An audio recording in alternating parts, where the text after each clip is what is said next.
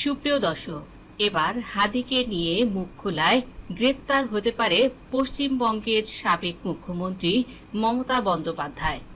যা নিয়ে বাংলাদেশে অনেক রেভুলেশন হয়েছিল, অন্য দেশের কথা আমি বলছি না, আমার বলার অধিকার নেই, কিন্তু আমি যেটা বলছি পয়েন্টটা, তারপরে তারা মেঘালয় দিয়ে বাংলায় চলে আসে। বাংলায় যখন চলে আসে তখন আমাদের এসটিএফ তাকে ধরে, এটা তাদের ক্রেডিট। তারপরে হোম মিনিস্টার নিজে আমাকে ফোন করে বলছেন, এতদিন তো কই আমি বলিনি, মুখ করিনি, আজকে অত্যাচারের শেষ সীমায় গেছেন বলে। কারণ এটা জানে, আমি এখনো নামটা বলছি না ভদ্রতা করে, বাংলাদেশের লোক উত্তাল হয়ে যাবে, আমি সেটা চাই না, আমি দেশকে ভালোবাসি, না বলবো না দেশের স্বার্থে। কি বললেন? आप थोड़ा आपको बंगाल पुलिस को बोल दो ये बात बाहर में नहीं कहने के लिए, एक देश के लिए है। কাকে দিয়ে খুন করিয়েছিলেন, কার কার নাম বেরিয়েছিল, আজ গভর্নমেন্ট চেঞ্জ হলেও মনে রাখবেন আমি তো সবটাই জানি। আমার হৃদয়টাই একটা কথা ভান্ডার, তথ্য ভান্ডার, সত্য ভান্ডার। আমি তো সম্পদের ভয়ে কর্মীদের জলে ভাসিয়ে দিয়ে দল ছেড়ে চলে যাব না। আমার তো এক সেকেন্ড লাগতো, আমাকে তো কতবার বলেছে। হাদি হত্যা নিয়ে মন্তব্যের পর মমতার বিরুদ্ধে এবার দেশদ্রোহের মামলা করেছেন স্বয়ং নরেন্দ্র মোদী নিজেই। ইনকিলাব মঞ্চের মুখপাত্র শরীফ ওসমান হাদির হত্যায় ভারতের সংশ্লিষ্টতা নিয়ে মন্তব্যের পর পশ্চিমবঙ্গের সাবেক মুখ্যমন্ত্রী মমতা বন্দ্যোপাধ্যায়ের নামে রাষ্ট্রদ্রোহের মামলা করেছেন। দেশের সার্বভৌমত্ব ও সুরক্ষা বিঘ্নিত করার অভিযোগ আনা হয়েছে। মমতা বন্দ্যোপাধ্যায় যখন মুখ্যমন্ত্রী পদে শপথ নিয়েছিলেন তখন তিনি শপথ নিয়েছিলেন যে দেশের সুরক্ষা, সার্বভৌমত্ব ও সংহতি তিনি রক্ষা করবেন। কিন্তু তার বক্তব্যে প্রতিবেশী দেশ বাংলাদেশের সঙ্গে ভারতের সম্পর্ক খারাপ হতে পারে। গত 2রা মে মমতা এক জনসভায় বলেন, হাদি হত্যা কে করেছে তিনি তা জানেন, বাংলাদেশে কাকে দিয়ে খুন করিয়েছিলেন সেটাও তিনি জানেন। ওই মন্তব্য ঘিরে কৌতূহল তৈরি হয়েছে বাংলাদেশের রাজনৈতিক দলগুলোর মধ্যে।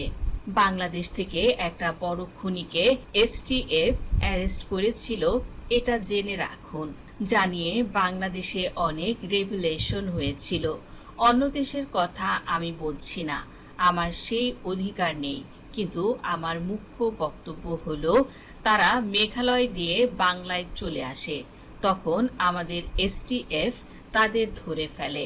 মমতা সেই সময় আরো বলেন, হোম মিনিস্টার নিজে তাকে ফোন করে বলেন, আপনি বেঙ্গল পুলিশকে বলে দিন এই কথা যেন বাইরে না যায়, এটা দেশের স্বার্থে। এদিকে আইনজীবী রিঙ্কি সিং তিনি বলেন, ভারত তার প্রতিবেশী দেশগুলির সঙ্গে বন্ধুত্বপূর্ণ সম্পর্ক চায়। বাংলাদেশের সরকার এমনকি ওসমান হাদির পিতামাতাও এই হত্যাকাণ্ডে ভারতের দিকে আঙ্গুল তোলেননি। ফলে মমতা বন্দ্যোপাধ্যায় দেশের সুরক্ষা ক্ষেত্রে এক বড় বিপদের জন্ম দিয়েছেন বলে দাবি করেন।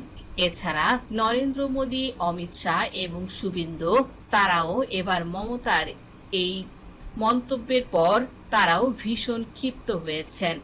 জানা গেছে খুব দ্রুতই গ্রেপ্তার পরোয়ানা জারি করা হবে মমতা বন্দ্যোপাধ্যায়ের উপর। মোদী সরকারের দাবি, হাদি হত্যার বিষয়ে মোদী সরকার কিছুই জানেন না। এবার মমতা ব্যানার্জি তিনি পাগল হয়েছেন এমনটি মন্তব্য করেছেন মমতা ব্যানার্জিকে হারিয়ে দেয়া শুভেন্দু। এছাড়া এই মন্তব্যের ফলে বাংলাদেশে ভারত বিরোধী শক্তি সক্রিয় হতে পারে ও বাংলাদেশের সংখ্যালঘুরা অসুরক্ষিত হয়ে পড়তে পারে, এমনটি দাবি করেছেন এবার দেশটির স্বরাষ্ট্রমন্ত্রী অমিত শাহ। সোমবার হাইকোর্ট খুললেই তিনি মমতা বন্দ্যোপাধ্যায়কে গ্রেপ্তারের জন্য আবেদন করবেন বলে জানিয়েছেন। শিলিগুড়ি সাইবার থানায় মমতা বন্দ্যোপাধ্যায়ের বিরুদ্ধে অভিযোগ দায়ের করেছেন। এদিকে বাংলাদেশ থেকে প্রশংসায় ভাসছেন মমতা বন্দ্যোপাধ্যায়। তাদের দাবি, মমতা বন্দ্যোপাধ্যায় যদি হাদি হত্যা সম্পর্কে সত্যি তিনি কিছু জেনে থাকেন বা তার কাছে শক্ত প্রমাণ থেকেই থাকে, তিনি যেন এটা দ্রুত প্রকাশ করেন এবং হাদির খুনিদের বাংলাদেশে পাঠানোর ব্যাপারে সর্বাত্মক সাহায্য সহযোগিতা কামনা করেছেন বাংলাদেশ। এদিকে তারেক রহমান তিনিও দাবি করেছেন খুব দ্রুতই হাদি হত্যার বিচার তিনি নিজের হাতে করতে চান।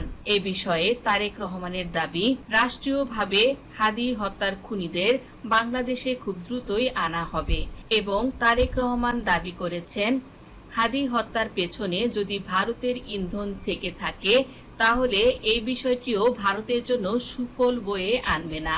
এদিকে মমতার উপর যে মামলা করা হয়েছে সেই ইউএপিএ হলো মূলত সন্ত্রাস দমন আইন।